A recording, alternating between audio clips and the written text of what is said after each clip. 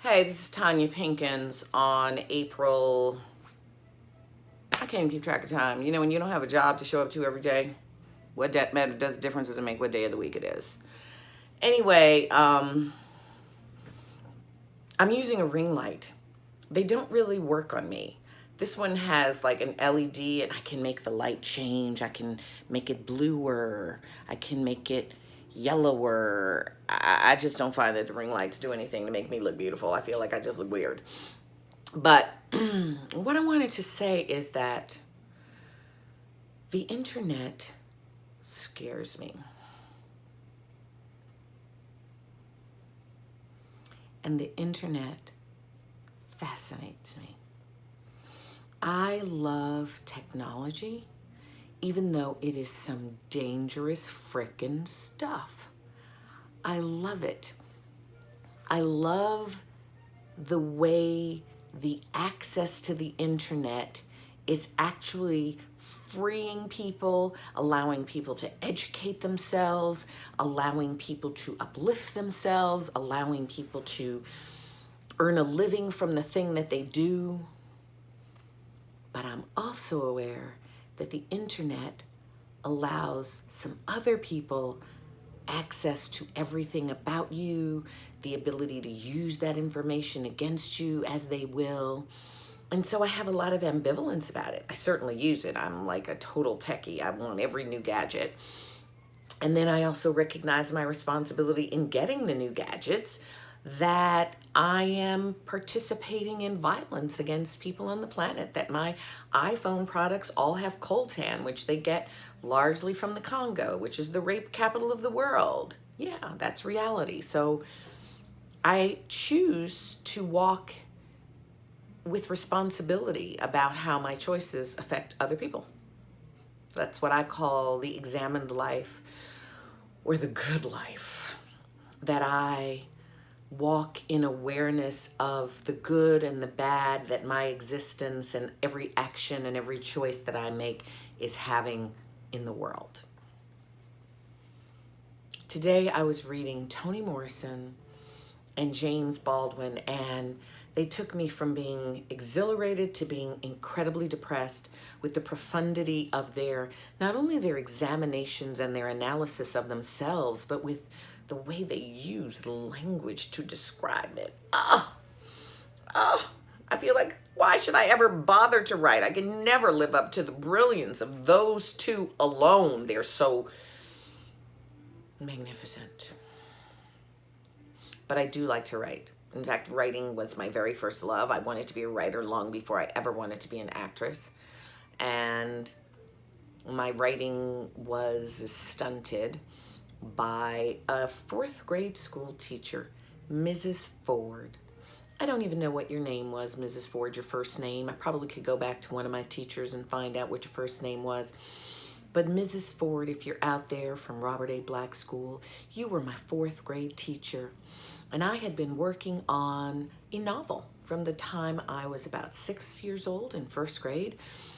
It was loosely based on this Anthony Perkins and Stephen Sondheim movie called The Legend of Sheila. And I had been writing this novel, which was a murder mystery that was going to take place in the future when me and the 37 kids who went to my elementary school, Robert A. Black, we had grown up and graduated from college, and we were going on a murder mystery cruise. And while we were on the cruise at this reunion, many of us were raped and murdered. And I had been writing it for 4 years at that point. And at this point, other people in the class, they knew about the story. And so I would hand out chapters to people so they could read what I was doing with them. And Mrs. Ford got her hands on it. And at that time, there were no computers. There were no word processors. There was just typewriters. And I had hunt and pecked that book. 4 years of hunting and pecking. And I had handed out sections to my friends. And Mrs. Ford collected up all the parts from everybody. And she went to the front of the class. Well, first of all, she read some of it. I think she read a chapter where someone was raped and murdered. And she went to the front of the classroom and she took this entire stack, which was everything I had written for 4 years, and she stood in front of the class and she ripped it into many pieces and she threw it in one of these big gray barrel metal garbage cans.